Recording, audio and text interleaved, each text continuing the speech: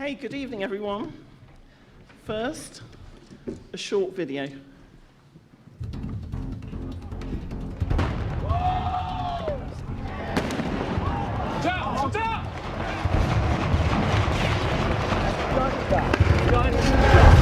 Gunshot. Today's Monday evening. This is the first night that the National Guard has arrived in Ferguson. Hey, let's get going. Down here. So they won't talk to us. They told us to go back to the beginning of the line. Hey, I'll be going. Can you tell me what you've seen tonight? It would help everyone understand why you guys are doing They'll talk to you up there, ma'am. A lot of people here are telling us they're constantly harassed by police. They're pulled over for any reason, given tickets for any reason or no reasons, and they're just tired and frustrated. Do you see that, or do you agree? No, I don't see it, but the people that I've talked to have been supportive and appreciative of our work and trying to protect them and save them. We're not getting arrested, we're getting a ride from police officers, and we're going back to the police headquarters. We saw a guy that looked like he had been cuffed get into this van over here, and then we're now seeing another guy who's shirtless, wearing just shorts, and police are searching him. I need you to shut your camera off, ma'am. We're going to go through here.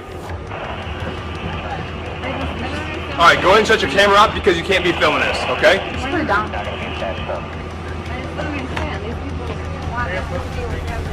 Yeah, I'm going to escort him up here. Go ahead and put your camera down and shut it off for me, ma'am. All right, that's per my command.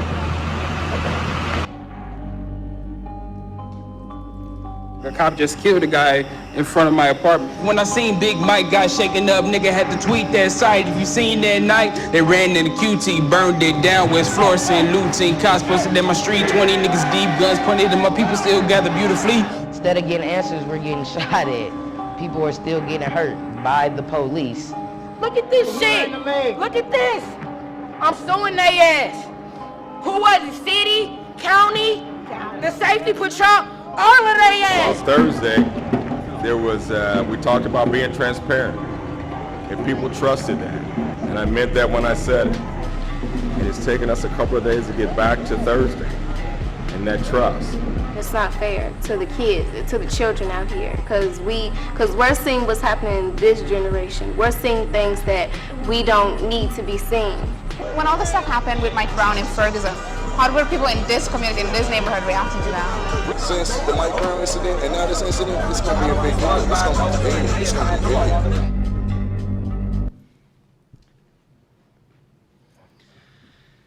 Good evening, and welcome to what promises to be a really fascinating panel on a news story which started as what might have just been another local crime story. Just after 12 p.m. on August the 9th, Michael Brown, an 18-year-old African-American boy from Ferguson, a suburb of St. Louis, Missouri, was shot and killed by a police officer who we now know was Darrell Wilson. Brown was unarmed. As the community reacted to the nature of the shooting and the police cracked down on protesters, both non-violent and violent, the story of Ferguson gripped the local, national, and then international headlines. As the hashtag Ferguson spread, we saw how viral stories changed the nature of the story itself. Each new fact or misrepresented piece of information leading the story in a different direction and shaping the activities of the community and those covering it.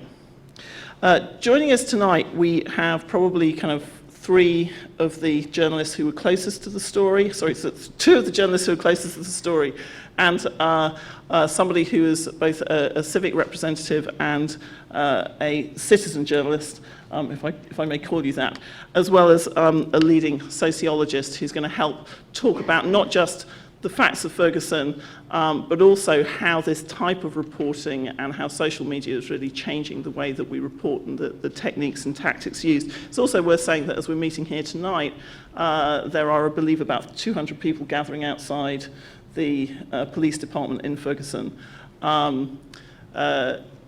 protesting about an indictment for the officer who was involved in the shooting. So, to my immediate left, I have Antonio French, whose Twitter feed and Vines, he's probably the first vining alderman, possibly in the world, in fact, but his Twitter feed and his Vines became a vital source of information. He's the alderman for the 21st Ward, but he was also, as I say, for the purposes of this story, somebody that journalists as well look to for information first. Next to him, we have Wesley Lowry of the Washington Post, who both covered the story and, like the alderman, was also arrested at various points, or at one point, actually. Wesley's been vocal about how the media critique of what was of Ferguson coverage has unfolded, and says that he has things to say both about how the story was covered and the coverage of the coverage. Next to him, we have Alice Speri. Sorry, I'm always thrown off because I want to call you Alice, but it's not Alice, is it? Who is both an alum of this school and also now a reporter and a writer for Vice, and that was her work you saw on the screen. Again, Alice covered the story, but I believe is also working on a longer project. So you're still in Ferguson now. I mean, unfortunately, not actually in Ferguson now. There'll be a little gap in your documentary. And then on my far left, though not necessarily politically, maybe, don't know, is Zeynep Tufekci. Zeynep is an academic at UNC, but she's also known, I think, to many people on Twitter as being a great commentator on the phenomenon of particularly covering protests through social media, and she actually writes better about technology and social media than anybody else I know, journalists included. I want to start, if it's okay with you, Antonio, because I want to hear, if you like, those very first events of the 9th and 10th of August, because as I say, it could have been just another story. Why wasn't it? And how did it come to your attention, and what did you do? Yeah. So first, hello everybody. Good evening. So yeah, the story for me actually started on Twitter. So I was at my house and I saw a tweet from the local newspaper, Post-Dispatch, and they had a tweet that said that police shooting sparks mob reaction. And so I clicked on the link and I read the story, and from what I read, it didn't sound like the headline matched. And so my very first tweet was a reply back to the Post-Dispatch to say, mob, question mark, you could have just as easily used the word community. And then as soon as I sent that tweet, I hopped in my car and drove down West Florissant to see what was happening. And when I arrived, Michael Brown's body had already laid there for a few hours, and the police had formed a human barricade to prevent a crowd of folks from going down Canfield Drive to the crime scene. And when I arrived there, it was really a striking image there to see all these police officers side by side wearing different uniforms from different municipalities. And then I saw in the intersection a woman crying and people around her. And as I got closer, I recognized that that was Michael Brown's mother. And she was tearful and distressed. She was saying that the police had not told her what had happened to her son. She had heard from these other folks. And it just was a remarkable scene. And so I pulled out my iPhone and started taking pictures and tweeting. And, is that the first time you'd done something like that in that situation? Because again, that's a very personal, volatile moment. What was going through your mind did you think, I need to record this because this is going to be important? Yeah, so my background, I have a background in journalism too, and so before I was a elected official, I used to do activist journalism, and I used to blog and write for a local African-American newspaper in town. And at that time, back on August 9th, I thought I had a lot of Twitter followers. I had about 4,000. So, and I knew that a lot of the folks who followed me were media folk. And remarkably, there weren't cameras there. And I was surprised that there weren't people there seeing this, what I was seeing. And so really my first intended audience with the tweets were local media, to try to get them aware of what was happening and try to get them to come down. And then, it just escalated from there. And you say that you recognised Michael Brown's mother. Did you know you knew the family? Or? No, I just recognized her by the way people were reacting to her, and people commenting that this was the mother. And so that was the first time I met her. And then how long did you, as it were, sort of stay on location? Because it wasn't really until the following evening that we saw the first real sort of protest of size. Yeah, so when the police left and they allowed people to proceed down Canfield to where the crime scene was, a lot of people immediately started to gather around where Michael Brown's body lay, and the sun had started to set at this point. People started bringing out teddy bears and flowers, as they often do when a young person is killed, setting up a memorial. In this particular case, because he died in the middle of the street, they started putting the roses in the middle of the street, and just people started to come to comfort the family. During that time, there was a small fire that took place. It started in a dumpster in the apartment complex. Some people believe that there was a lot of people barbecuing, and that somebody threw some hot coals in there.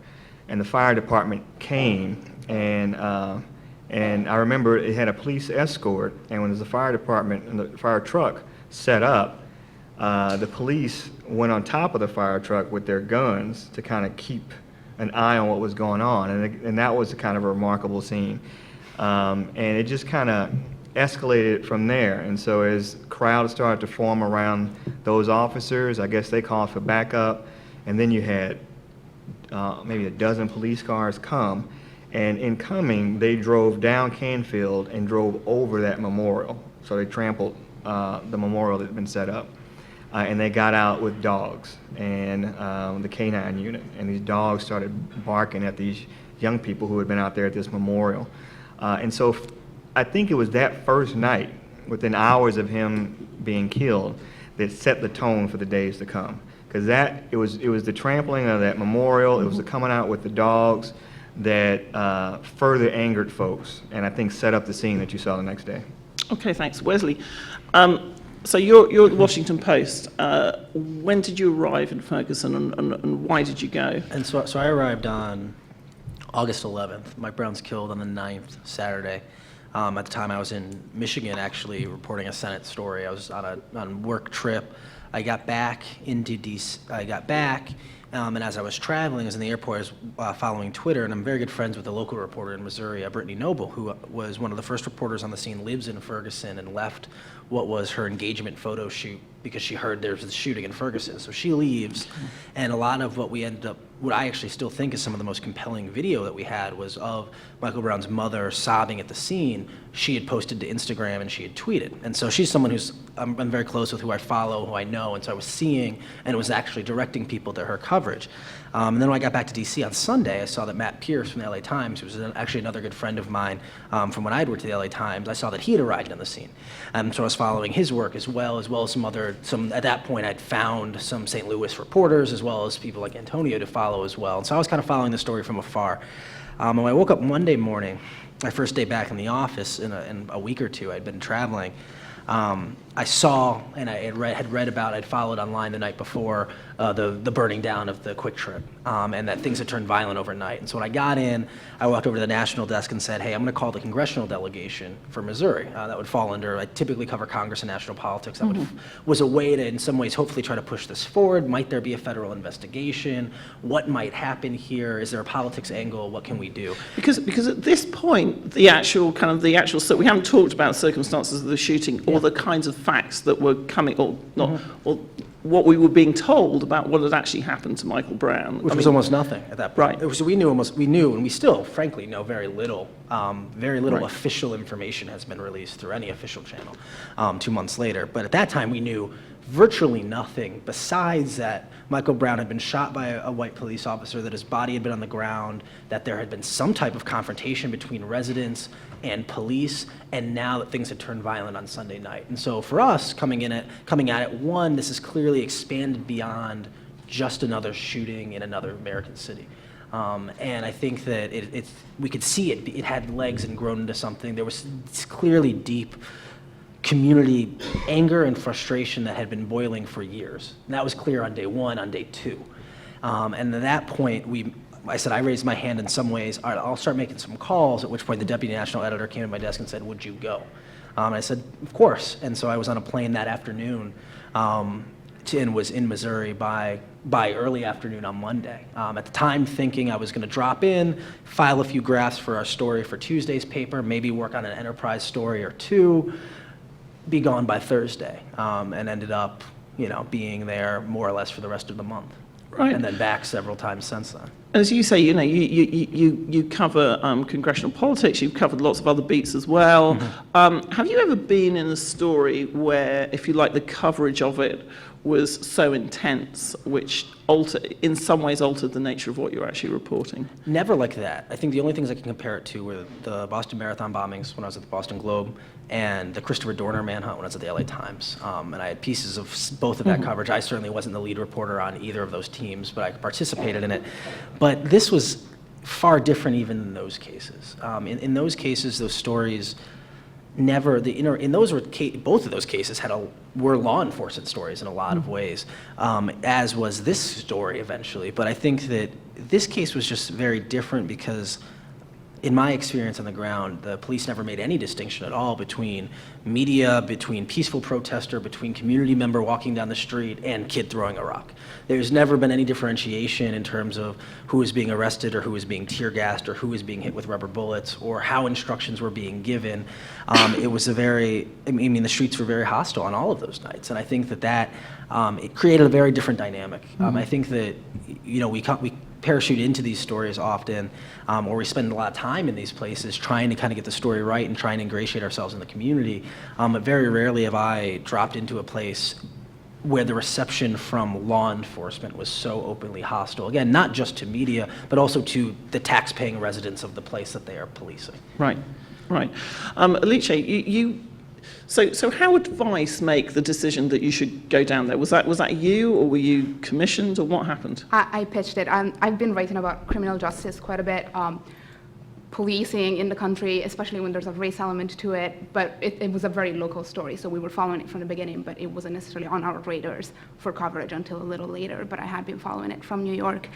And then by the time Tuesday came around, I think it was The Guardian had started tweeting out photos of people being shot at with rubber bullets. I went to my editor, I was like, we should send somebody there and it should be me. And so I went, and I got there on Wednesday, early on Wednesday, which I think is probably the day when the story started going viral. I think that the national attention had started to be there, but it was not nearly as much as I thought the situation warranted.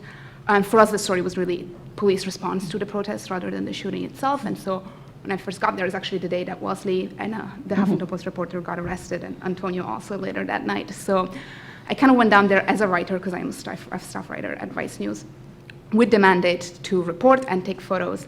And I immediately found myself in the middle of this huge protest in the middle of the day, when I kind of fell into something I want Zeynep to maybe share thoughts on, but I immediately sort of felt the shortcomings of my medium. I've always been a writer, that's what I do, that's what I love to do. I just published a 3,000-word story on Ferguson today, but in the middle of that protest, that was not gonna cut it for me, and I was witnessing too much that was gonna make it into my story later on, but at that moment, it just wasn't enough. And so I got to Twitter, which was not necessarily my favorite medium up to that point. I mean, I'd always been on it as a reporter, but I was somewhat of a reluctant Twitter user. I never really understood the point of live tweeting anything, because my idea of live tweeting was people live tweeting the State of the Union or things. You clearly didn't. Like, you weren't in my class, were you? And, no. So. it was not my. No, sure. It was, but you felt uncomfortable, but you knew that the story was moving.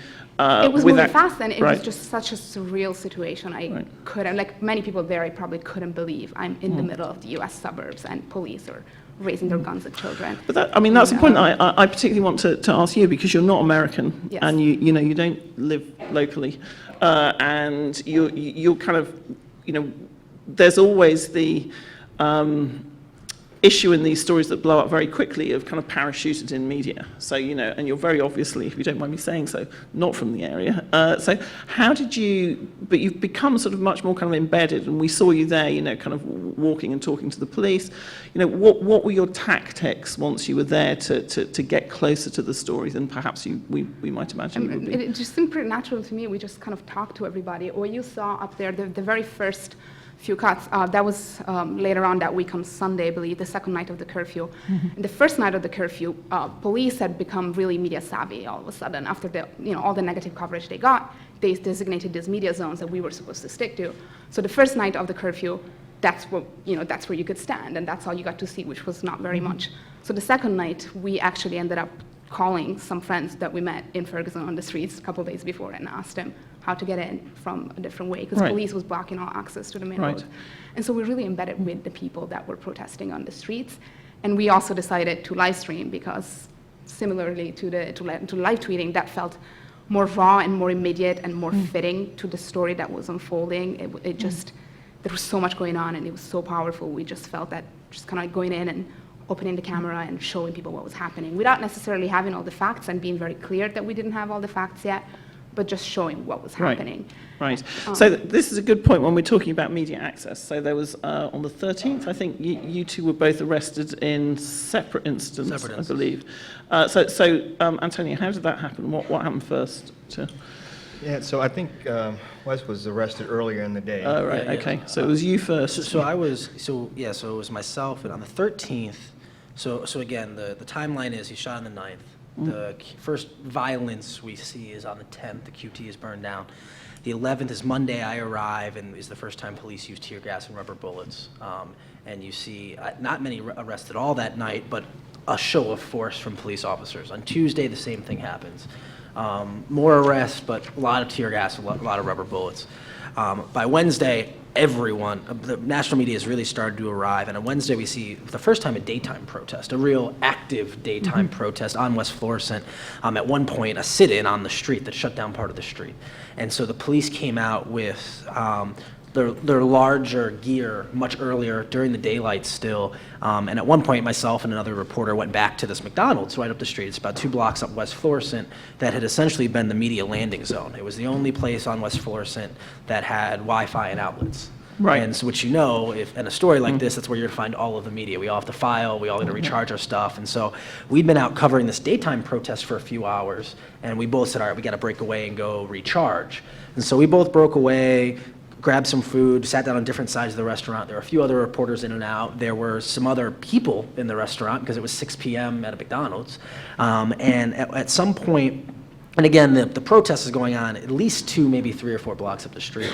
At some point, officers come in, they talk to the manager and say, do you want us to evacuate people? The manager says no. Ryan Riley, the reporter, and I walk up to the officers and they're asking them what's going on. They're asking him, who are you? Show us ID. And he goes, I don't need to show you ID. They said, you guys should get out of here. And we're like, all right, well, are you telling us we have to leave, or are you trying to warn us that things might be happening? So if you're telling us like a riot's about to break out outside this McDonald's, we're going to stay right exactly here, since that would be our job. And they said, and they're like, well, if you call 911, we're not going to come help you. And they walked away, which was lovely. And so then they came back maybe 15 minutes later, now they said, no, this is an evacuation now, you have to get out, you have to get out, you have to get out. And they weren't happy that we were recording them. They didn't think we were packing up our things quickly enough. And before either one of us could get to doors, they put us in cuffs, and Ryan got his head slammed into the door frame on the way out. And then they had us stand outside of the McDonald's that they had to arrest us because it was so urgent to evacuate for about 45 minutes while they waited for a car to take us to jail. And so we stood there outside of this McDonald's that needed to be evacuated. And then we went to jail where we sat for maybe another hour. And by that time, it had become a little bit of a media spectacle. Other media members knew or saw these arrests. And Matt Pierce, the LA Times, called the police chief on a cell and said, so why'd you just arrest those reporters in McDonald's? And if I remember correctly, the police chief responds, wait, we did what? And a few minutes later, a nice jailer man comes to the door where we're both anxiously trying to figure out any numbers we remember, because you don't have your cell phone. You have unlimited calls, but you don't have your cell phone. And so I like have tried my house. My parents haven't answered, and I'm like, I don't really want to call my high school girlfriend. That's the only other number I remember. You don't want to do that. And they go, which one of you guys are the reporters? And I'm like, that's us. All right, you're free to go. And they open the doors. And that was no paperwork, no officers' names, no incident report. You can FOIA it. There's no Ryan Riley and Wesley Lowry were never taken into custody by the police. It never happened. So that felt very much like that was the phase when the police were moving into the let's try and shut down coverage. Maybe that seems to be sort of what was happening at the time. And just not being willing to like allow basic levels of reasoning and conversation. And Joe Scarborough said on the TV in the morning that if somebody had asked him to move along there, a police officer, he probably would have done. Joe Scarborough was not a journalist, so that, Antonio, what happened to you? Because the police knew who you were, right? There was no kind of... Yeah, you think so. So I was, it was later in the day, and so we were out on West Florissant around the QT site, and the police had come earlier before sundown and had formed what had been customary. And by this point was their line. They had the assault vehicles. It was a line of police officers in riot gear preemptively. There was no riot, but they came with their riot gear. And there were protesters out at the QT, which had been burned down a few days before, and this really had become kind of a rallying point every day. And a guy who lived in an apartment building behind the QT, an older gentleman, had told me that an officer told him that come 9 o'clock, they were going to clear the streets no matter what. And so, so I waited, and throughout those hours leading up until 9 o'clock, there were a few confrontations. I had gone up to the police line to try to see if we can, keep it peaceful, and things had been pretty peaceful. But then came 9 o'clock, and the police got on the bullhorns and said that this was no longer a peaceful demonstration and that people must disperse. That obviously enraged some folks. They didn't think that they had broken the law and shouldn't have to leave. And so some of those guys who had been tear gassed before and shot at with rubber bullets, they were ready for a fight. And so the second warning came, and having gone through the tear gas a couple of times before, I kind of knew what to do. And I would kind of park my car strategically so that I could get back to my car if the tear gas was starting to come, and I would roll up the windows, close the vents, and still be able to record, but keep the tear gas out. And so as that third warning came, I made my way to my car, got in the car and kept the windows down until the tear gas started coming. And the police line started advancing, and they shot out tear gas and flashbang grenades, and most of the crowd ran.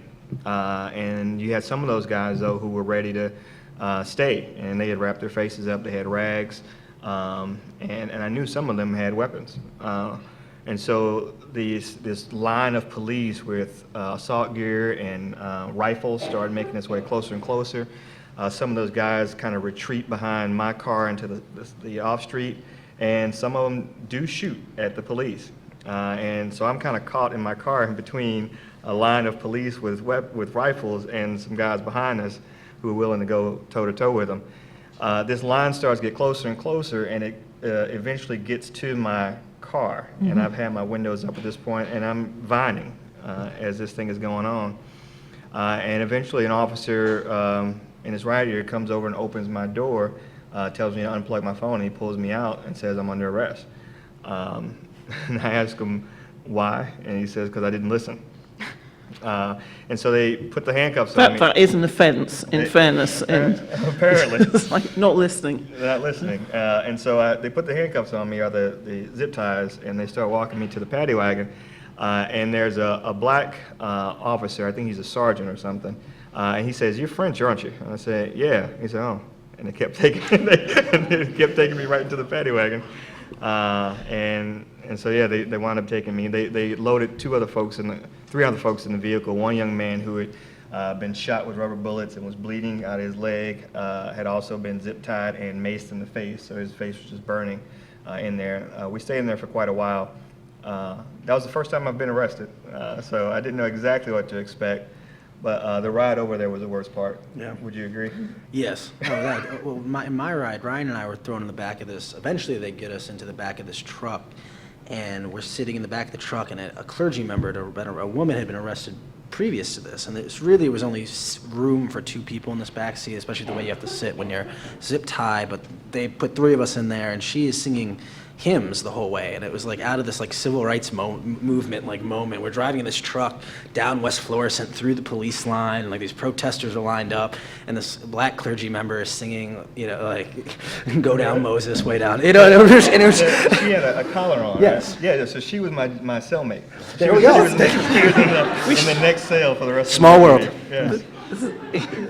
Clearly demarking herself as a troublemaker by both dressing as a member of the clergy and singing hymns. Just to sort of so let's pause it there. Zeynep, I want to bring you in at this point. So the nature of these stories, we're talking now, we've run up to the point where, Alice, as you were saying, you started on that day where you two were arrested, really feeling like it was a viral story. You've observed a lot of these. You were there during the Arab Spring, Turkish, Getty Park, etc. Tell us why Ferguson is different, or isn't it different? So from what I can tell, and I had the helicopter view, as I call it, because when I'm in a protest itself, I usually have no clue what's going on, but when I can follow lots of people, you get a much better view. From what I can tell, what happened was, a lot of people like me were watching this story just because we were upset with what had happened, because we had heard about, this teenager being shot, unfortunately, is not an uncommon story, but the police response and the disrespect, his body lying there for hours, and the dogs, that was sort of extra upsetting to lots of people. That got people following the story. And that's kind of key, isn't it? Because those little details got the community also very upset, and they were sort of there, you could tell. And Twitter's an interesting space. There aren't too many spaces in this country where the 2 overrepresented categories are black people and elite people, right? There's no other place where there's more of those 2 than, I don't know if any, maybe somebody can come up with something. So there's a lot of media, but there's a black Twitter, right? So there's a black Twitter story to this, the way there was a black Twitter story to Trayvon Martin's death becoming a national story. I watched it for weeks simmering on what we now call black Twitter. I don't even know if it had a name yet. So there was a community of people talking about this, and I was just watching it partly because I watch such things, and partly as a personal concern. And when it went viral is that night when Wesley and Ryan got arrested, and this is sort of what I could see happening online, was that Antonio was doing his Vines, which were really strong. And Vine is very interesting. When it first came out, I thought this is useless. And then in Turkey, I saw some groups use it in protests, like 140 Journalists, which is a citizen journalism network. And I thought, this is what Vine is for. It's to cover real lifetime things. So I started following Antonio as well, and I thought this is really going to be interesting. So I'm getting this view, and then during that daytime protest, they had those sniper-like people, and a lot of people, including me, got upset. I was like, okay, so we don't know what happened, but do you really have to add this much insult and provocation to a community that's obviously hurting, whatever the facts of the initial day were? That seemed like such an obvious overkill. And it seemed like also an intersection of many things: militarization of police, militarization of protests, race issues. So everything came together. So we started tweeting out those pictures. I did too, and I was like, what the heck is this? Is this how U.S. responds to a black community that is grieving and mourning and is angry? Somebody should go and maybe talk or listen. So we're watching, and I saw a lot of people kind of sharing these pictures the way we share these amazing pictures from Ukraine thing. It had this BuzzFeed feel at that time, all these crazy militaristic pictures that you see. And I have mixed feelings about that. So as we're watching this, it became more and more clear that the police reaction was really over the top, as we have just heard, evacuate or get arrested. And I think that's an interesting moment when people start realizing, through someone like, Eyes of Wesley, if they do that to him, what are they doing when it's not a Washington Post reporter? That is a very interesting thing for social media. When I did interviews on Gezi protests, I had multiple people tell me, wait, if they're doing this to us in the middle of Istanbul, what was that about the Kurds I heard before, right? So people start putting together various stories in a way. I mean, it's kind of unfortunate. You should be able to believe people, perhaps, but it's not that easy a world. There are a lot of divides in this world, and most, as we see in the polls, white America and especially poor black America often have very different experiences. So it doesn't sound credible when you say this happened. So when Wesley and Ryan documented in real time, we're at McDonald's, we're charging. Wait, what is this RoboCop coming in? I mean, and then they're gone, right? They're arrested. I watched media Twitter freak out. And I watched like people with access to broadcast start getting hassled about it. And Brian Stelter, Chris Hayes, the people, CNN. We were kind of like, wait, where is Wesley and Ryan? And 2, what the heck is going on? And 3, why isn't this on my TV? And then, and this is the usual cycle, is that this intersection, and there's black Twitter, and there's media Twitter, and there's people like me who are kind of watching it, and we end up kind of funneling mass media attention to it too, because Brian Stelter's also on Twitter, and he's watching this, and he's like, where's, and Matt, of course, Matt Pierce, LA Times, he's on the ground, and he's sort of reporting another angle, these crazy things that the police chief is telling him. All of a sudden, it's kind of interesting. Instead of a one little line the next day, it's like you're watching this absurd, twisted thriller.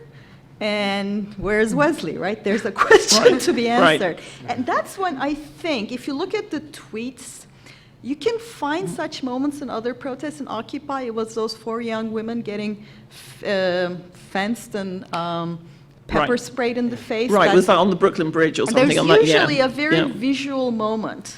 A very visual moment that crystallizes for a lot of people a lot of things and then pushes it to mass media. So that's, I think, why Ferguson, instead of many other such incidents, kind of came together, both community response and media response. So Alice, just coming back to you for a minute. So let's talk now about, so this is what's going on outside. This is how we're observing it, and that was a great kind of exposition of, I think, as you say, those different forces on social media and how they funnel new attention. But you're on the ground and you're reporting, like, where are the facts at this point? At this point, to this day, the facts are really in question. We know so little about this, which I think is also one of the most fascinating aspects of covering the story 2 months later, almost 3 months later. But actually, to just go back to that really briefly, I had no idea the story was going viral while live tweeting what was happening that Wednesday. And I think that's also really fascinating because, as you said, when you're there, you don't quite know how people are responding to what you're putting out. And one of the reasons why I wanted to go to Ferguson is the fact that I thought this was a very important story that was not being paid enough attention. And I was kind of wondering, why is nobody talking about this? I got there, I started tweeting, you guys got arrested, and somewhere between that and that night, actually, Al Jazeera English was tear gas while filming, and they put that out, and that also went viral. So somewhere in between those two things, and I was actually standing next to them, and right after they got tear gas, I drove up to a police line and tried to ask police officers if they did not respond to me what was happening, and they responded to me, do you want to get shot? So I tweeted that, and I had 2,000 followers on Twitter, not a whole lot compared to some of these guys, and stayed out the rest of the night, reported until like 4 or 5 a.m., and then the morning after that, my editors were like, do you know what's happening? We're sending down a crew. I had 3,500 retweets on that particular tweet, 10,000 Twitter followers 3 days later. It just kind of, became viral on me as I was reporting it, and I went from why is nobody talking about this to okay, people are talking about what I'm putting out. So is this distracting when you, like, asking you two as reporters, like when you're in, so this is not something that you would have had to cope with 5 years ago, even? It's terrible. But it's also very empowering in a way. I find like it's terrifying because, especially before everybody came down, the day later I was sitting next to Chris Hayes at a press conference, everybody was there, but that first day, it felt like, well, whatever I'm putting out is what people are going to talk about and people are going to retweet. That's a huge responsibility, and especially in a situation where the facts are so unclear, we're getting so little, police are not responding to anything we ask. So you find yourself moderating how you're covering it because of you're suddenly aware that your audience has an audience, has an audience, has an audience, and it's just a much bigger story than you thought? I mean, Wesley, you're saying it's terrible. Yeah, I mean, sometimes when you go from having, before this, I think I was at like 20 or 30,000 Twitter followers, mostly from politics stuff and from Boston Marathon stuff. And after the arrest, I was at 115,000 Twitter followers. And when over 100,000 people follow you on Twitter, you're an actual public figure. Like, there are some people who wake up in the morning just to say mean things to you. Like, not, like, you know, like, that's true. Like, I can guarantee, like, if you go to eat, like, at Tony or my mentions right now, there's someone we've never heard of before telling us we're Hitler. And it has nothing to do with anything. But the other thing, too, is I've used Twitter basically my entire professional career in large part because I'm relatively young, and I tend to use Twitter as a notebook in some ways. Right. It's not every word of every tweet is vetted the way every word of every story I write is. A lot of it's contextual, a lot of it is an anecdote that isn't going to make the story, a photo or a scene I just saw that isn't going to make the story. There isn't this in a newspaper story or in any story. You have these balancing acts you do. Everything in here is important because I've chosen to put it in here. Twitter is in some ways the complete opposite. I'm not tweeting this because I necessarily think this is the most important thing happening at this moment. It's because this is the thing either happening to me right now in this moment, or I think it's interesting. But the critics of live coverage don't accept that argument or don't think through that argument. They say, well, you said 2 whole tweets about yourself today. You must think you're as important as the rest of Ferguson, don't you? And it's like, well, no, this is my Twitter account. I mean, this is what I do. This is about me sometimes. This is my Twitter account. And I think that in some ways, it's a lot harder when you have that level of scrutiny. It's a lot harder in some ways to use Twitter as a learning platform and an engagement platform because everything comes under such a different level of scrutiny than it did previously. And I think that's one, and so then you end up getting caught in down these rabbit holes of like nonsensical arguments, or people are writing blog posts about things you tweeted, and it's just like, and you're just trying to do your job. And so it can be, like I said, it can be a lot of hassle. Right. I mean, Antonio, I love your perspective on this because, as you say, you were a professional journalist, but at this point you're really, you're somebody who's a civic representative. So how were you seeing this kind of attention on Ferguson? Were you seeing it as a very positive thing, or were you seeing it, did you ever think, that there were too many TV trucks in the street, that there was too much attention actually on, a community that was trying to come to terms with what was happened? Was it foggying things rather than making them clearer? So first, it was strange because, like was said, being out there, you don't really have the perspective that of everybody else. So, from my perspective, especially in those first few days and weeks, I spent, almost 20 hours a day on one street, and every few minutes I would send out a tweet. And the only indication that I had that it was affecting something was that, the Twitter, the follower account would go up. But I didn't really know who was following it, who was reading it, how they were interpreting it, until I went to jail and got out. And I think I went into jail. By this time, I went from like 4,000 followers to maybe 30,000. And when I went in jail, I had 30, and when I got out the next morning, I had over 60. 130 or something. Yeah, and so and so it was really after that, like the arrest, like you said, the next thing I know, it was reporters from everywhere there. And I think I felt like a lot of folks felt at that time, that it was good to have the attention of the world there because it would change something. Now, fast forward a few days and weeks later, there were times when it became clear that the cameras there were fueling it. And there were some times when there were more reporters than protesters. And that when somebody, a young person or somebody would say something confrontational, all of a sudden he would be surrounded by photographers and it would just fuel it. So the story really, I think, changed and morphed over the weeks. And what it was on one day was not necessarily the situation a few days later. And this is a question, Zeynep. I'll be, again, this is sort of a question for you because you stand outside journalism to some extent. But when you're in this situation of, and we're calling this reporting a viral story, How does it or should it change the reporters' responsibilities to the people that they're capturing and covering in the moment? Because again, every sort of action seems to have an equal and kind of disproportionate reaction. So you might be just telling a story from your point of view, but you could be identifying people, you could be putting them in danger. It's a very different thing to knowing how your story is going to play out, which is, virality means you can't predict. Right, yeah, it is very complicated. One of the things with Ferguson, I think that was different than something like Gezi or something like the Tahrir protests or even Hong Kong, is that the protests weren't terribly large, right? They were not tens of thousands of people.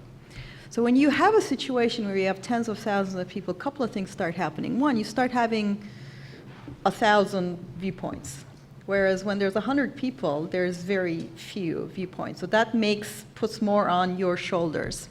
And the second thing, I think, is the other countries with more of a protest history, some of them have developed these intermediary institutions. Calling them institutions. I usually talk about 140 journalists, which is one of my favorite Turkish sort of intermediary little organizations that has emerged that curates and verifies these tweets. So it's not just all on you. They said, and these are young people, one of their members is here, Burcu works with them too, and they just sit outside of these places. In fact, they don't go to protest on purpose. And they verify and curate many, many things. And then they say, okay, there isn't 30 people throwing Molotovs. That was just a single suspicion, but here's what's happening. Here, we didn't really have that. So if one person tweeted something, it really went very big because you didn't have neither 1,000 different viewpoints nor the experience of curating. And that's why some people we trusted, like Antonio and Wesley and Ryan and you, they became very crucial because I was feeling like, okay, these are kind of acting both as live tweeters and curators. They're not, I could feel they were aware of what was going on. By the way, when you were asking to be verified so that you wouldn't have so many mentions, I called everyone I knew at Twitter. I was middle of the night, I'm like, you gotta do this because we need somebody reliable on the ground. And that's why video becomes very crucial. It's a better viewpoint, but even video is a small vantage point. And with other protests I watched, what happens usually is the first day, people don't understand it's just one person's viewpoint. And then a picture comes and everybody goes, oh my God, what is this? Somebody just tried to punch a police officer, and that becomes a story. Usually by day 10, there's some social media literacy, and people are like, wait, who was he? Is there another point of view? What happened? How many people are there? So there's this arc to this kind of reporting, which is professional journalists and also citizen journalists and many viewpoints, and if things are evolving, some curators. And I don't think we have that in the US as much. Andy Carvin did a bit of it for the Arab Spring. Some people kind of naturally emerge, either a couple of people I follow with Hong Kong protests that are kind of doing that. Without the curation, it becomes very hard. The way, like 140 journalists, they sit with a map. And if they get a live feed, they're on Google Maps trying to figure out the angle and figuring out the cross angle. So you can, that's what you need if it's going to turn into a more richer kind of journalism. And that's what's going to save you, because otherwise, there you are trying to do 10 different things all at once with 110,000 people trying to tell you're Hitler. Yeah, well, exactly. Well, and on top of that, you have, it's the idea when something's happening along West Florissant on many of these nights, you're talking about maybe a 6 to 10 block range of where you have protesters, where you have police. And so you could be standing on one side where the cops are joking around with the protesters, and 2 blocks down, someone's breaking into a beauty store. And so a lot of times it was difficult that I watched as other journalists and myself try to strategize how we do this at night. Am I vividly watching this one block? Am I pacing up and down the street trying to see what's going on and get something more holistic? And on top of that, you have this thing about social media and think about the internet in general, is it allows, I say this all the time, it allows all of us to think we know everything about everything when we really don't know anything about anything. I'd be standing next to a place where protesters have stopped the looting, And I've got like 19 kids in their mom's basement telling me, no, I'm watching it on a live stream. They're looting that place right now. I'm like, no, they're not. I'm standing here. Right. Go tweet at somebody else. Like, and so you have to deal with that. That's the thing about social media is that we all think we can see these snapshots of little things in all these different places. And as Antonio said earlier, on every single day and often on every single hour of every single day, it was a completely different story. Right. There's no like overarching, these are violent protests, these are nonviolent protests. That you can't make that declaration about any single day of any of this, much less about it in totality. And that's where, in a lot of ways, having reporters on the ground is important. Right. I mean, I think we saw the second round during what they called Ferguson October, this organized... Yeah, so that's a whole new hashtag now. So again, exactly. the language of how we report these have changed. And so during that weekend, you had one civil disobedience where protesters led a group to another quick trip in downtown St. Louis and staged a sit-in in front of the gas station. And the cops showed up, and they used some mace, and they arrested a bunch in batons, and they arrested these protesters. And the police chief gets to the scene, and he starts tweeting about rocks being thrown. Right. And we're standing there next to this going, we're in a parking lot. There aren't even any rocks over here. What's going on? And you see, he tweets that the protesters stormed a QT and that they, and they are throwing rocks at officers. And we are all standing in this parking lot going, they like calmly walked into the parking lot, sat down at the door, wouldn't let anybody go inside, and then all like willfully got arrested. And we haven't seen a single rock. And so that is why it becomes so important, because what we know, what any journalist who's done any time covering any police department knows, is that they will always fudge the details. It was always that the suspect was 3 inches away from us, and then you get video and they're 10 feet away. And again, this is a new development, which is an actual specific example. And that's important too, because what happens, I think, is that so especially in the case of St. Louis police, they see the power of Twitter, they start trying to use it as well. And now that most of the national media has left and they're just dealing with local media falls for that. So local media in the past, if the chief says it, it's fact. And they ran with that, the rock Well, and that was the thing. And we get the chief on the phone the next day, and first it's, well, I was hearing reports that there might have been rocks, which is fundamentally different than the police chief declaring as a fact people were throwing. Oh, some officers were telling me there might have been some rocks. And then we get him on the phone, and he says, well, I did see one. And then, no, then the spokesperson for the chief tells us, in fact, Chief Dotson was nearly struck with one. And then we get him on the phone, and he goes, no, I saw one rock. It landed 15 feet away from me at the very end. Right. And those are 3 completely different things. Storming and throwing rocks at officers, the chief nearly struck with the rock himself, and yeah, one rock hit the pavement 15 feet away at the very end of everything. Right. But the problem is when the police chief of a major city publishes statements of fact, they become statements of fact, whether they're true or not. Right. And that's where I think sometimes we just have to remember that it's our job. I think it's our job as media to be skeptical. That's Sure. why we have to ask hard questions and we have to ask for evidence of things. And if I may jump in Yeah, here, sure. really quickly, Yeah. I think sometimes, and often enough, the media did not do it. I mean, this just brings me back to an episode. I think it was a Saturday or the Sunday, so during the curfew nights. We were live streaming and sat on the live stream and showed on the live stream that we were getting tear gassed. Meanwhile, media that was in the media designated zone were listening to police representation of what was happening and reported that it was not tear gas, it was smoke that had been fired. So we were getting tear gas. We get a text from my editor being like, are you sure it's tear gas? Because CNN is quoting the police saying that it's Can you smoke. still I'm like, see? Yeah, I am getting tear gas. Yeah. And that happened quite a bit, and I thought that was particularly frustrating for me because the media circus in a way was annoying because it was media everywhere and there were more reporters than protesters at some point. But at the same time, I think a lot of the media did not quite do as much of a good job at investigating and holding police accountable while they were there. Right. And I want to add something. This is actually a fairly common pattern around the world when citizen journalists and outside journalists combine to make the story much better, because local journalists often become more integrated or intimidated by the whatever power structure is wherever there is. So it's sometimes the international journalists that go someplace and are not going to take orders from a prime minister, I may or may not name in a country I may or may not be from, that may end up, along with citizen journalists. So in this case, Wesley and Antonio and Alicia, they're not going to take the police chief's word, as the 10 Commandments. Right. So that's also can really change the story. And it's a very interesting combination of grassroots reporting, because that's what Antonio's actually doing, is vining everything, and professional reporters without fears from the local power structures. Because way back on that first night, that's exactly what you did, which is you saw a St. Louis Dispatch headline and thought that doesn't look right. You know, so in a way that was a... So let's because I want to give lots of time for questions, but let's kind of fast forward a bit. So, Alicia, you're still there.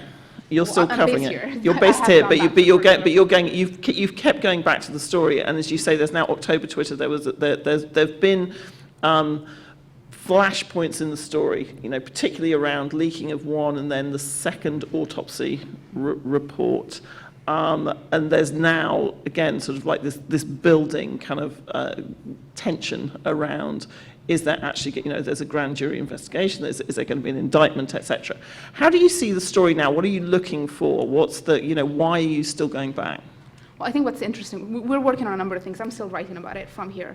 And I think one of the challenges is the fact that when I'm not in Ferguson, I'm now trying to do that job of figuring out from here, looking at Twitter. You know, I follow a lot of the protesters that I've personally met, and I've become, you know, I've come to know, and some of them I trust more than others, but I'm kind of doing the job of fact-checking and trying to figure out what to take from Twitter. But also to mention something that's changed a lot, and you mentioned Ferguson October was this weekend of action and resistance that was planned. Because of course, as the story blew up, then we saw an international response to it, and a national response to it, and maybe a weekend we saw people starting to come to Ferguson from all across the country. This weekend was really interesting and felt very different in a way, much more organized. Which also meant that the media had a lot less access to things. We, on Sunday night, I believe, we were on the site of a second police shooting that just happened a couple weeks ago. Right. And a lot of reporters that were on the area were called in a circle, and we had protesters come and read us rules on how to cover them, which I thought was fascinating. And also, I've been covering Flood Wall Street here and Occupy a few years ago. And this time around, it felt a lot like it. There were a lot of the same people over there, a lot of their media officers. So in a way, protesters themselves have become much more media savvy in the process. They've been on Twitter just as much as we have. Their followings have grown just as much as ours have. And they're really the ones that are there all the time and shaping the story more than I can really do from here, even though I'm going back. So what is the story now about? You know, there's interesting commentary now saying, well, maybe the media got it wrong. You know, there's the latest autopsy report. You know, there's a kind of maybe he was leaning in through the. We're still, as Wesley said, factually, we're still not much further on. But what's the story now about? Is it about race and police militarization? You know, is it about what do you feel as journalists that you're actually covering? I mean, I think we set ourselves up with a fallacy every time we talk about the story, because at least this was the common refrain when the reporters got arrested: don't make yourself the story. There is no the story. This is a deep, complex, complicated story that is much deeper than the shooting of Mike Brown, and even much deeper than what happened on that day. I think that when we look at what these stories are, we do still have ongoing conversations and stories about the way police interact with communities they're supposed to be protecting and serving. We have stories ongoing about the treatment of people in minority communities by police officers and the idea of all white police forces patrolling largely minority communities. That story doesn't go away. You've got the idea of the remaining story is can a black man in the United States get justice under the legal system? That is the story. This question of these leaks, if anything, as I spent all day talking to people in Ferguson, these leaks, if anything, give them the inclination that no, you cannot, that there will not be an indictment, that the state of Missouri is going to declare officially that no one should be held accountable for this dead 18-year-old for 4 hours in the street who was unarmed. That is as much a story the day after Darren Wilson is not indicted as it's been for the last 2 months. And so I think that, you know, I think that it's very easy to try to make this a black and white. Well, the officer didn't get indicted, so therefore, and there's some evidence to back whatever his story is, because frankly, we don't know what his story is. He's never spoken publicly. But we can try to make it that black and white, but it's never been this black and white. It's always been this deeply complex issue that requires real probing, because when we all showed up and started doing that probing, we found all types of, in some ways, outrageous things. The lack of diversity in these police departments, the way these warrants and tickets are being issued, and those things have nothing to do with Mike Brown. Those have to do with systemic issues in greater St. Louis that should have been probed a long time ago by local media and by national media. And that's a question again, Antonio. So you know, you're there all the time. You're part of the community, and the community is now forever, well, for the medium-term foreseeable future, associated with an incident and a series of processes, and it's become a word, if you like, that's associated with the bigger issues that Wesley was talking about there. How does that feel when you're there? Again, that must be sort of slightly kind of conflicting in a way, because on the one hand, it's a really important issue that's been elucidated and reported. On the other hand, you know, you have a community that feels maybe, I don't know, kind of that it's had enough of the sort of that it's, you know, stigmatized or something. How does it feel to be in that role of part of the community as well as kind of having focused on the story? So the way I look at it is you've got short term and you've got long term. And so the short term involves this specific case with Mike Brown, his family, and trying to get a resolution to this situation, justice, whatever that may look like. And that actually is more solvable than the longer term solution. But it is how we handle that short term which is going to determine the long term. Right. And the long term is, you know, what does St. Louis look like after this case? What I've seen over the course of these 2 and now into the 3rd month is that, you know, St. Louis has always been a racially divided city, segregated city. And that has become worse over the last 75 days. As this thing drags on, people are getting fatigued, and people are kind of getting entrenched in their thinking on their teams. And so I do worry, one, about if there is a not indictment, the immediate aftermath of that. Even if there is a trial and there is a non-conviction, there's not a conviction, the immediate aftermath of that. But then that's really going to set the tone for the years to come and what St. Louis looks like. And that I don't know, and I'm worried. I think we have a lot of work to do. But in those areas that we have a lot of work to do, the systemic racism that you're talking about, the work hasn't even started. Right. I'm going to ask you, I'm going to go to the audience, but I just want to ask you one question, which is, do you think, on the whole, that it was a good thing that the story went viral? Yes, I think so. I think it brings the attention that we needed, and these changes were not going to happen just in St. Louis without some outside force coming in. So the attention of the national media, the attention of the federal government really provides folks some hope, and it validates a lot of the feelings that they've been feeling for a long time about the situation in St. Louis. Okay. Hands up for questions. We have roving mics. We will come to you. I think there's a question in the middle there, question at the front, and one back there. So if we go there, and there. Can you just briefly say who you are and frame your question? My name is Rochelle Mina. I've just been following this story actually through definitely your Twitter feeds. I'll follow you guys soon after this is over. But given you've touched on the recent leaks from the investigation, we don't know who they're coming from, and some of them have been run through the Washington Post, some have been run through more local media, the St. Louis Post-Dispatch. And in a news story that's being followed from so many different angles, what do you feel the role is of the media in, I'd say, like, handling leaks that are coming from official people that might be pushing their own story, and how to really balance different viewpoints when you're reporting this information? Yeah, I think Wesley, you start with that one.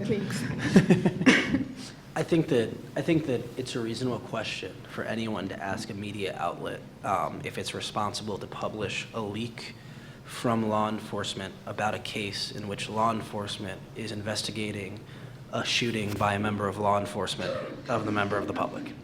I think that is a remarkably reasonable question to be asked. I think that every news organization has its own standards and has its own tough conversations about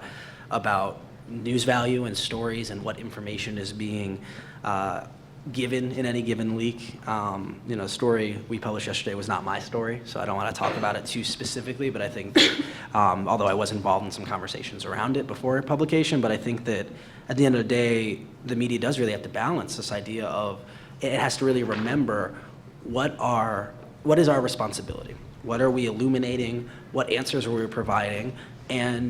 And what damage are we doing potentially, what harm are we potentially doing through the publication of anything? I think that we have to wrestle with those things, and that's not to say that in no case should we ever publish any leak, or in every case we should always publish every leak. But I think that we made a decision yesterday, for example, to go with information provided by unnamed sources that got a lot of people on the ground very upset with us. I spent a whole day having conversations with people telling me about how our organization had lost credibility with them.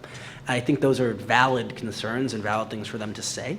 And I think that, like I said, that's one of the tough roles of media in this, is that it's uncharted territory in some ways, and every instance is very specific and very sensitive. These are people's lives we're talking about. This is a community we're talking about, and the future of a community we're talking about. And I think that any reporter has to be kind of transparent and has to know that. This story isn't about us. It's not about trying to beat other people and get a scoop first. It's about how are we illuminating the story and adding new information to the story in a way that's responsible and a way that is illuminating. If I can. So I think that in this news world, this environment we live in, most news organizations won't turn down a leak. I think that there was a local newspaper, African American newspaper in town, St. Louis American, that did turn down the leak. 3 times. But most organizations won't do that. But I think what people were most upset by was that, number one, is that you can get that information, for instance, that autopsy, and you can report it fairly and you can report it objectively. I think some of the reporting was almost editorializing, saying that this substantiates the version of events from police. And that, I don't think, is fact. I mean, an autopsy report is a complicated mechanism that even experts will disagree on. So I don't think in any way it should have been reported that this is actual fact. But the other thing is that while that is a story, a much larger story are the leaks themselves.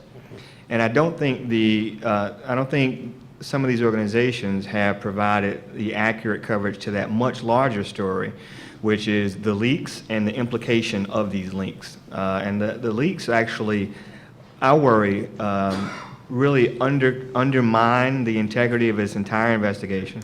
And it really substantiates a lot of people's view that they've had from the very beginning, which is that they were never going to get a fair shake, and that the fix is in and everybody's in on it from the top to the bottom.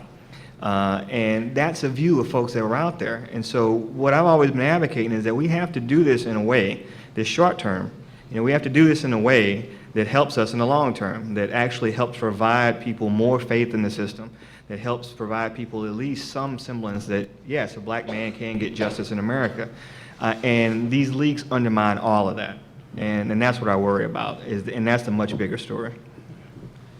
Can I just add to this really briefly? Yeah, sure. We actually tried to do this today. We didn't get the leaks. I don't know what we would have done if we had them. Probably would not. It's very hard for a news organisation not to publish a leak. Right. I mean, that goes against what you do, and especially when this is a story. But again, there's a nuance which says, as Antonio says, if you have a leak, and maybe the public interest story is in who's leaking. Right. Again, as as an ethical news organisation, you're not supposed to disclose when it's a felony leaks. to leak the thing that's being leaked, and when the whole question about this is about the legitimacy of the investigation, and now all of a sudden we all have access to what's happening in these closed-door grand jury hearings, a reasonable person could ask, well, doesn't this undermine the entire legitimacy of everything, and shouldn't they call it off and start over? And I think some of us are asking it, and the question is out there, and protesters definitely are asking it. I've called everybody today to ask, did you leak this? And they all said no, of course, but at least the question is out there. So I think that's important. But what I worry about is that while we're so focused on finding out what happened exactly, which by all means we should find out, this is a very important part of the story, I think so much of the attention is going to stay on that, and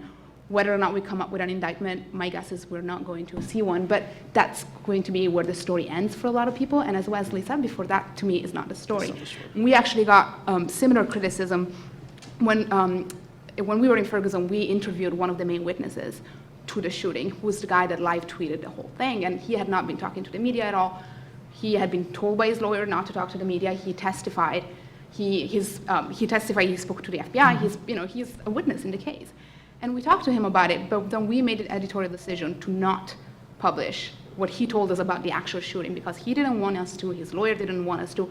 He was really worried that it would hurt the investigation. And at this point, our story is not that. Our story is how is this affecting you? How is this affecting this community? What we are interested in is really, what does this mean for Ferguson? What does this mean for everybody that's watching it?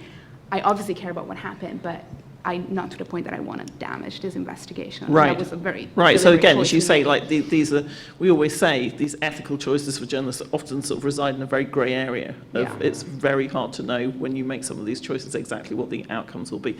So I'm going to go to the. We've got some very patient questions. Yeah. So. The militarization of the schools and the police departments, they've been going on for about 5 years at least. And Ferguson, thank God, is the first time it really came out strong. And, it's permeated the consciousness now. And I think it's very much part of, the NSA surveillance and the prosecution of whistleblowers and, what they're doing to Verizon and, and some of the reporters. Do you think this is going to go? I mean, I don't see much reportage on this anymore. So do you think it's sort of exhausted its run?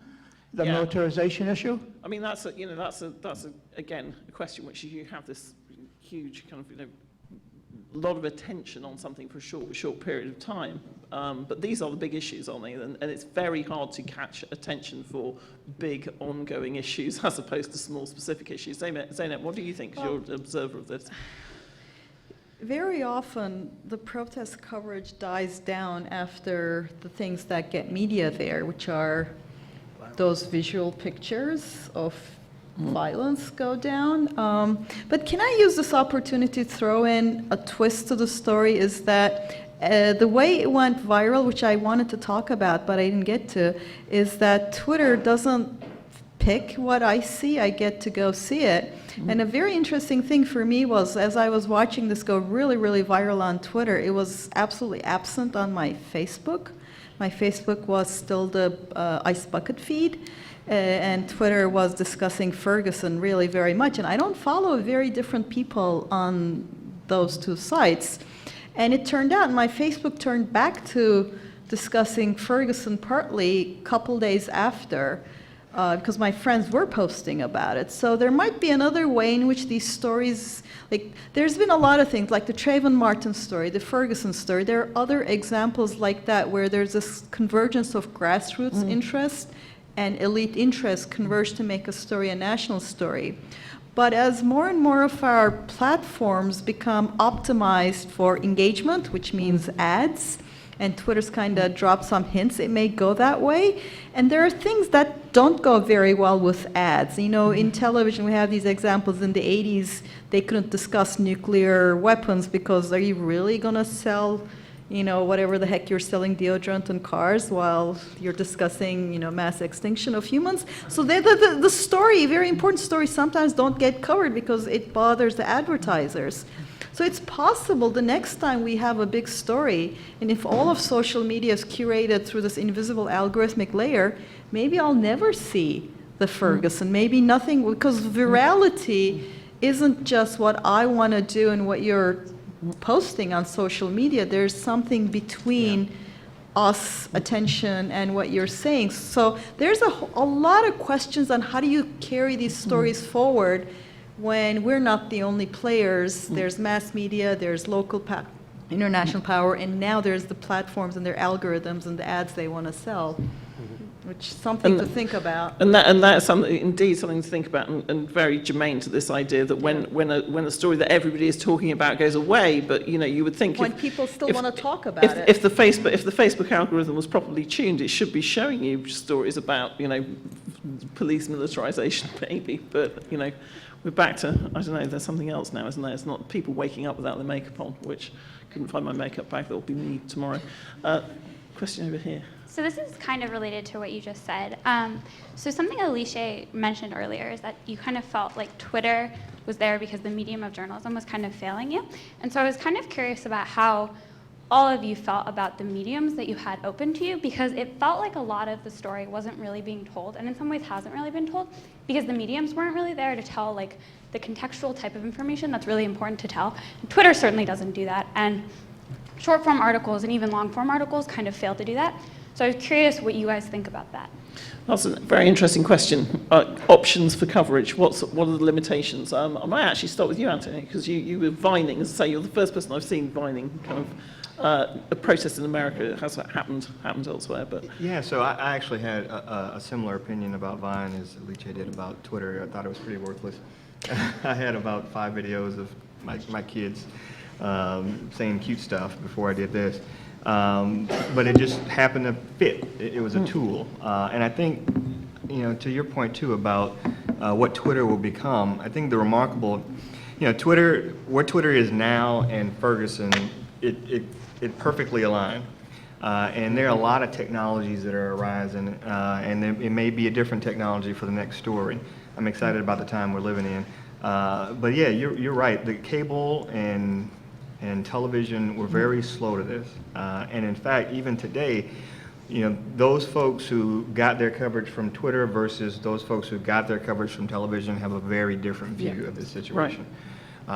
So yeah, I think that has an effect. Alice, you actually said, I didn't really want to use what was open to me, but well, I went had to. and, again, I'm a writer. I went there to write and take photos, and then very quickly continued to do that, but also moved over to tweeting. And then as soon as the Vice News crew came down, I started live streaming, actually, which was also quite a discovery for me there. And I found, I think live streams there are a variety of them. Now activists and protesters are doing a lot of live streams themselves.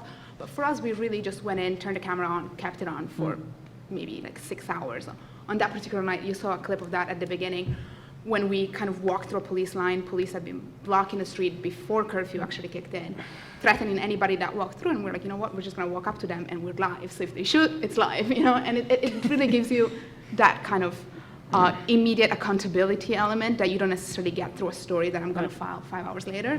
But said that, I still think there's, obviously writing is my medium of choice. Zeynep, you think about it too? Actually, I think our tools are, how do I put this, really poor compared to what they could be. What we're doing is we're taking tools designed for completely different commercial purposes, and as you said, you take Vine of your kids or something like that, and in a moment of desperation, we're like, okay, I'm going to use whatever I have, and I think Vine works to a degree, Livestream works to a degree, but there could be so much more civic technology that we don't have. I mean, if I just sort of sat and had a wish list, I could probably come up with 10 different applications that would greatly enhance how we report stories, how we make it easier for professional journalists, how we make it easier to verify, how we make it more accountable, how do we protect journalists on the ground who are being threatened. There's so many more things we could do,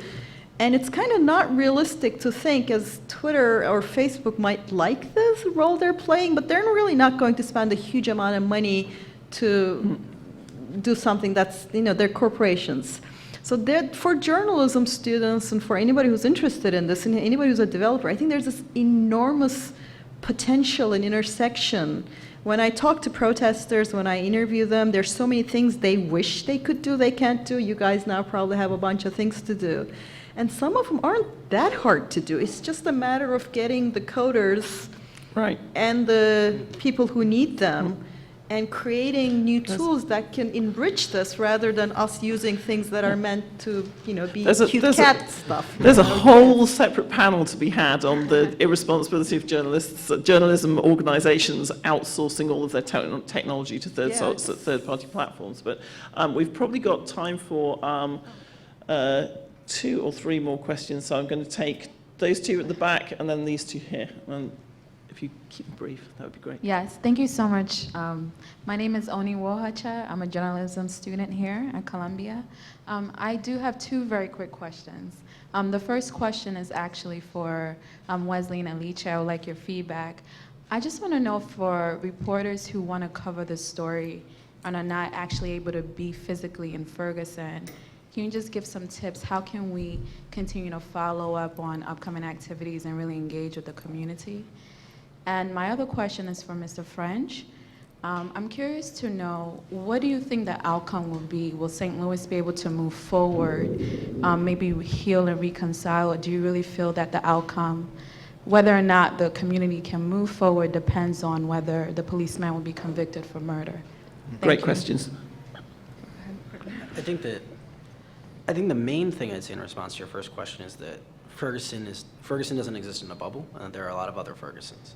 I think that you look at all the stories that have been done about Ferguson and Greater St. Louis and policing and racial disparities and structural problems, and every one of those things existed in this community before Michael Brown is shot and killed.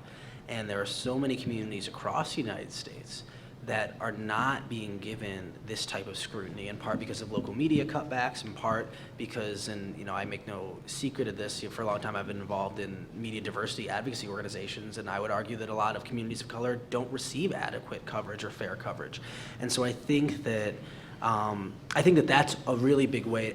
When I talk about Ferguson, when we talk about Ferguson, it's really important to see, one, how important the story is locally, but also to see that Ferguson in some ways is the placeholder for so many other communities that need this type of coverage and need to have these issues probed. And so that's the first thing I'd say, is that I think that it's not necessarily, okay, how do I get down to Missouri? It's what's going on in the community I live in or the place where I live. There are so many communities like this where all of these stories could have been written. I wish the St. Louis Post-Dispatch would have written that front page Sunday story about the racial disparities in their police departments locally the week before Michael Brown was killed.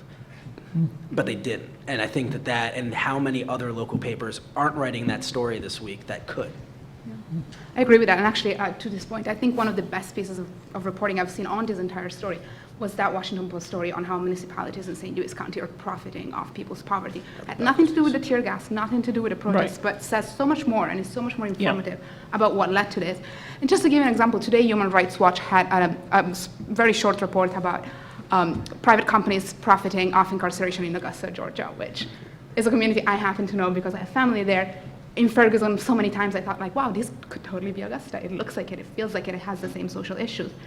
Nobody's covering this. Nobody's really paying any attention. There are so many stories like this across the country that really deserve. And again, you might feel squeamish about it as a journalist, but actually it's when you have the attention on a story like Ferguson and you can find stories that intersect with it, it's a really great way to Which is, I think as journalists, I think that's what we should be doing going forward. Of course, stay on the indictment story, we'll all cover that, but what really needs our continued attention, I think, is what allowed for this to happen in the first place and what will happen to St. Louis after. Sure. And Antonio, very quickly on that one. Yeah, so to your second question, St. Louis will survive, but what are we going to be and what are we going to look like? St. Louis for years has always been a place where we have lost a lot of black talent because of the circumstances and how things are. A lot of the most talented folks from St. Louis are helping to make New York and Chicago and Atlanta a better place, and they left because of the stuff you have to deal with in St. Louis. And so what I really hope is that, this is a wake-up call, and that we are forced to deal with some of our issues that we've been putting off for a long time. These are long-term issues that are going to take a long time. We formed an organization, #HealSTL, to kind of start focusing on some of these long-term issues.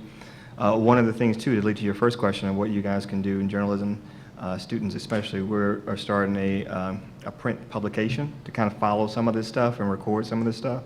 Anybody interested in writing for that? I will give you my contact info. Print, it's the new thing. It's retro. Fantastic. So, and you'll make those. We can find you on Twitter, but also if you give us your stuff, we'll make sure that students here get it. Fantastic. Thanks. And as I say, because we started slightly late, I'm going to take the remaining three questions. Hi, my name is Teresa. Thank you so much for coming. Part of what made Ferguson also for me such a viral story and that grabbed so many people's attention was the Twitter users' reactions to it, and the offspring of hashtags, if they gun me down, just the scrutiny from the community and from readers and from the audience in general of media coverage of the situation. So I'm wondering if you could talk a little bit about how that impacts you as a reporter while you're on the ground reporting, if at all, if that's something that's a good thing for us to be aware of as journalists, the reactions that are springing up from the community in terms of the coverage. Sure, I'll start. I actually saw that hashtag before I got to St. Louis and kind of had started following people through that. So it's definitely something that I pay a lot of attention to. I think one of the more interesting things that happen on Twitter, and if you noticed this, is that some of the conversations that happen at the national level, and this actually goes back to the militarization question. I think it was an important question that I actually thought got paid quite a bit of attention, and it was taken up across the board, it seemed to me, but some elements of the story, and namely the race factor, I think, was the most important element of the story, and the one that so many people were still so reluctant to acknowledge. There is still so much resistance to saying this story is about race. This would not have happened had this guy been white and had the protesters out in the streets been white, or most of them been white. And when you say that, there is such a backlash, and there is still so much fear, and maybe because I'm not American, I get to look at this in a different way, but there is really this massive censorship almost. And Twitter is one place where that did not happen, and where those conversations about race did take place, for instance, with the hashtag you mentioned, and I thought that was really important. I'm going to jump in. So Jay Rosen, who's a professor at NYU, calls this the people formerly known as audience. I think we've entered a world of people aren't really just audiences, and it's crucial because how you're portrayed is an incredibly powerful thing. If you look at statistics, if you look at the number of black people on television in fiction, and if you look at how many of them are in roles as criminals or thugs versus, say, lawyers or doctors, there's these huge disparities. You can find similar things for genders. If you look at television, you think the world is lots of white guys and doctors and lawyers, and that's it, and then we go home. Obviously, that's not the world. And people, I think, because portrayal is so powerful, these groups, and black people in the US is a big part of this, have begun to say, wait, this is not how we want to be portrayed. And I think this is why I said there's a huge black Twitter story to this. What had happened was, if you didn't follow this, people started circulating pictures of Mike Brown kind of looking like a tough guy with a victory sign, whatever. If he's a big guy, right? So by being a big black guy, he starts with a stereotype. So there's that to begin with. And then you show a picture of him sort of fuzzy, and he's making a victory sign, which, and then is portrayed as this gang guy. So people started tweeting pictures of them that could be taken out of context and made them look bad, because who among us doesn't have a selfie that looks bad, right? Anybody who takes one. And then putting that next to pictures of them just being something else, graduating, going around, playing with their kids, and said, if I were gunned down, would you represent me in this way? Or would you represent me as a human being, which is what I am? I mean, if you sort of look back to it, this goes back to the civil rights movement. People, the garbage workers march with "I'm a man," just sort of asserting your humanity in your portrayal, I think is the most basic right. And I think social media has given many communities, this is not just for the US, a way to say, do not put us into those categories that then allow you to dehumanize us and then do to us things that you do to the people that you dehumanize. So I think that backlash has been very important, because once again, this is one community. Twitter is one place where black people and elite media people intersect. Because if you're just having this conversation in a barbershop with other black people, nobody else is hearing that. It's a valuable thing, but it's not changing the national conversation. So I think that's been very positive to come out of this, is that people can talk with their voice. You're not going to like everything anybody says. And as any community, you're going to have people who are crazy and people who want to tell Wesley he's Hitler. And I'm just going to, next thing I'm going to tweet Antonio's behind everything, because he just came from Hong Kong, he says. So he is the culprit. So that richness, I think, has been very good, and that came out of this interactivity of social media, which is why I care about social media a lot of times, is that portrayal. Right. Say quickly. And then I'm sorry. We have just two. Yes, yeah, there, and then there, and then we'll I'm Gina. I'm from Revolution Books. I have a comment on how I think the media was portraying what happened in Ferguson. We have a question. No, I'm asking you. I'm asking them. Fine. I think that there was a problem with them equating the protesters as being really violent, while not really looking at what was the violence that was carried out against the protesters, and of course Mike Brown. And I was wondering what people thought about that, because I think one thing about Ferguson which was really important was people standing up and refusing to take this. So I would like to know what people thought of that. I think that in terms of consuming media coverage, one thing that was really important was, in some ways, especially on this story, was looking at it in totality. So I remember after the first week, after the arrest and all that stuff, I was going back to DC for the weekend and then coming back to Ferguson. As I stood in the airplane, in the lobby of the airport waiting to get on my flight, was the first time I saw any cable news coverage of any of this. I'd been inside it for like 2 weeks, and I'm like, oh yeah, CNN, what is this? And I'm watching this, and I'm like, watching them use file footage from like 3 weeks, or from like a whole week earlier, and going, wait, what? But I think that in the same way, also I have a lot of people who want to like, you do media critique based on like, hey, this thing you tweeted 7 weeks ago said that, and I think that what's important is like, if you follow any media, if you just watch CNN all day, if you just follow my tweets, if you just read what was in the paper that I wrote, none of those things are going to give you the actual full 100 or 360 degree like view of what was going on. It's going to give you a specific sliver for a specific medium, and often the right questions might not have been asked there. So I think it was really important. I do think there were times where certain outlets and certain reporters either too much parroted what police had to say about what was going on, or we like to have things in black and white. Either it's a violent protest or it's a peaceful protest. And what I think anyone who spent any amount of time on the ground can tell you definitively is that it's impossible to paint with that broad of a brush about what happened in Ferguson and what is still going on in Ferguson. It's remarkably complex, and that's why most nights when I go out to cover the protest or cover the overnight protest, because that's totally different than the ones during the day, I try to almost write a narrative chronologically of at this time people started doing this and then we did this, because you'll see over the course of that story, all right, it was really peaceful, then a rock was thrown, and then it was peaceful again, and the cops showed up with armored vehicles, and that's the only way to do it, because if you're just watching 30 seconds of B-roll from 6 hours, it's not gonna, there's no way it can show you what really happened. Great, last question. I heard you all talk about there being a lot of members of the media there, sometimes more journalists there than protesters. I'm just wondering, was just the sheer number of media members there, did it ever make it harder for any of you to do your jobs, or was it ever a distraction to the point where it became difficult to do your job in the way that you would have liked to do? Nothing worse if you're a journalist than other journalists. How is it? I don't know that it was so much the number, but I think in a way, the way that the protests were portrayed by some mainstream media then put the protesters on guard, and then kind of had them react to all media being like, well, you guys are only focusing on the looting, which I think did happen to a certain extent. Like some media organizations really focus on that, and that was really a part of the story, but a minimal one in my opinion. And so in a way it became more difficult. I think that's part of what has turned protesters into, well, it has had protesters organize on how to talk to the media, which in turn makes our job more difficult, because anytime you have a spokesman, you're really filtered, and you're not really getting the access we were maybe getting in the first few days.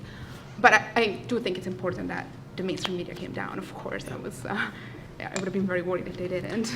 And I think in some ways, like, there are more media than protesters has become a meme, and I think it's something that was only accurate at very specific times, like between 1 a.m. and 1:30 a.m. on this one day, there was maybe one more cameraman than there was protesters. It is not a universal truth at all that there were more media than protesters. It was almost never true in terms of what was going on. It was almost always more protesters than media. I think that what was interesting, though, was after the journalist arrest, after President Obama addressed it nationally, you saw this influx of international media, because they were like, these crazy Americans are locking up their media and shooting all their residents with tear gas. And so you had all these people flying in from Europe, and so it was a very different, I mean, the idea that like the national media wasn't there isn't true, because we all were there to get arrested. We were all there from that day one, we were all there. It was that, and on top of that, you had every person who could in any way describe themselves as a freelance photographer anywhere in the Midwest showing up to take pictures of police in sniper positions pointing at little kids, because who didn't want to sell that photo? And so we like I said, we fall into this trap very often. We talk about these things of like the media or like, the story, and it's, sure, it's the media, but what does that mean and who is that? And so I think that it certainly at times made things a little more difficult, but I think that, I mean, even when I go back down now, I just got back from a trip and I'm going on another one very soon. You know, I think some of us who've put in a lot of face time on the ground know the people there, and they know us and they know our coverage, and we're accountable to them. They see me on Twitter all day, every day. They talk to me, they interact with me, they text with me. The people on the ground in Ferguson know the reporters who have been there and really put the time in, and they know the ones who have not. And I think that has at least helped me in terms of my reporting. May I defend international media coverage here? Tear gas and over-policing of protests is such an international story. So it wasn't just that, oh, crazy Americans doing that. It was kind of like, oh, crazy Americans too doing that. Because Turkish citizen journalists were like, oh, and they were looking at the canister and saying, is that one we recognize? And my Bahraini friends were saying, no, that's the Philly company. No, exactly. I am not kidding. I mean, there was an international conversation on Middle East Twitter trying to identify which of the tear gas canister whose pictures we've seen were from which company, because we can do it by sight at this point. So there was an international angle in that protest as a right is being pushed back by tear gas. So No, of course. Yeah, no, I just draw the distinction because I think sometimes we like to make that a self-criticism of U.S. media. Well, it's your fault because you guys all showed up, and it's like, well, most of us were already there actually. And sure, you know, like it wasn't that one extra MSNBC truck pulled in and that's what set everything off. You know, that wasn't. But that's, if you read a lot of our friends on Twitter and in the blogosphere, that's what they've decided. Nothing would ever burned if the cable news hadn't shown up. And I think anyone with, you know, a reasonable brain and logic knows that that's just not the case. Sadly, we're so far out of time. I've failed in my one task, which is to keep everything running on time. But honestly, I could have sat and talked to you guys all night. That was absolutely fascinating. Thank you so much.